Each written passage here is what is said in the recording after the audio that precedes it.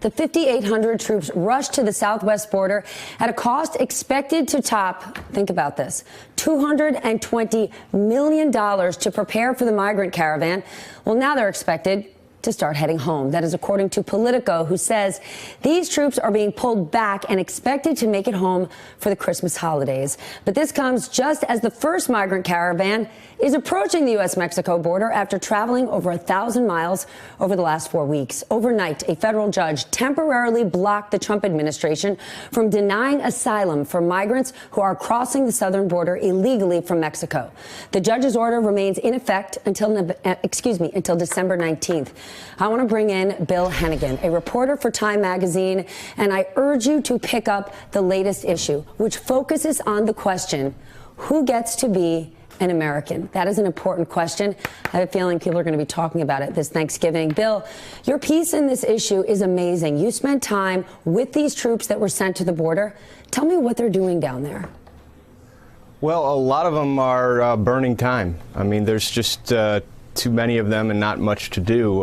There are engineering companies that are down by the border that are welding razor wire to the border there, but for the most part, I mean, there's thousands of guys that are just and gals just standing around, wondering why they're there.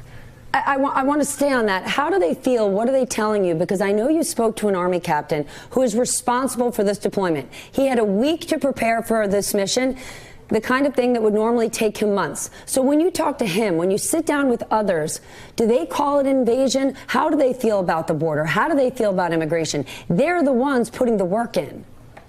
Well, Stephanie, you've dealt with a lot of Army guys and gals. I mean, they see it as a mission. They know that they need to carry that out. But they only had a week, about 4 or 5 days to prepare. Usually you get 4 or 5 months to set your deployment up. They didn't know what equipment to bring, so they brought a lot of heavy equipment, graders and excavators and these sorts of things, only to arrive at the border and find out this is not the material that they needed.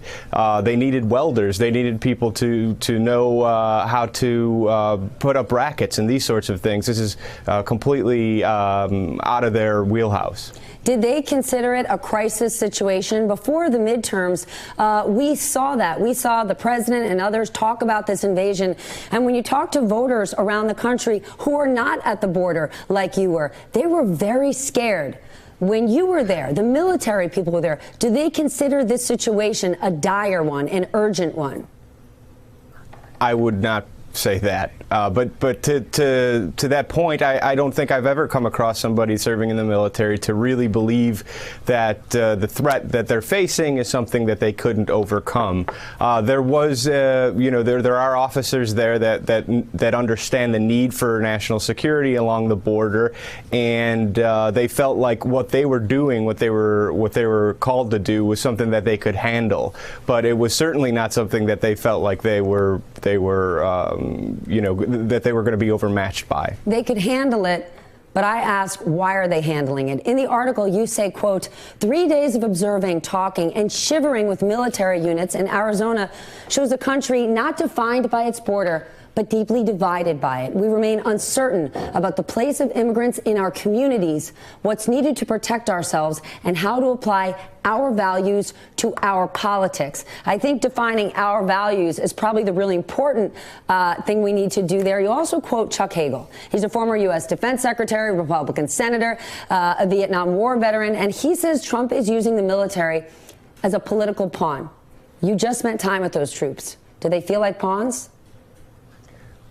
You know, the troops are going to serve the mission that they're called upon. I don't think that they do feel like pawns. I do think that they look around and, they're on a so-called deployment, and they feel like, right over the corner I can see a Chili's, right? And I could, there's a Burger King over there. It doesn't feel like a deployment to them. It feels like something else. And, there's these cities that they've built out of nothing in the middle of the desert with, 150 tents. For what purpose? For what purpose? Well, I mean, if you talk to a guy like Chuck Hagel, he'll tell you that it is a complete political game, a stunt to rally up the base. But, you know, then you'll hear others on the other side that will say, well, this is our border's being overrun and we need to do something. The question is whether or not it's the U.S. military's job to do these sorts of missions. And I think, you know, what I witnessed there was them figuring out on the fly how to make these orders work in order to accomplish the president's goal. That's not something that they knew how to do before they got there.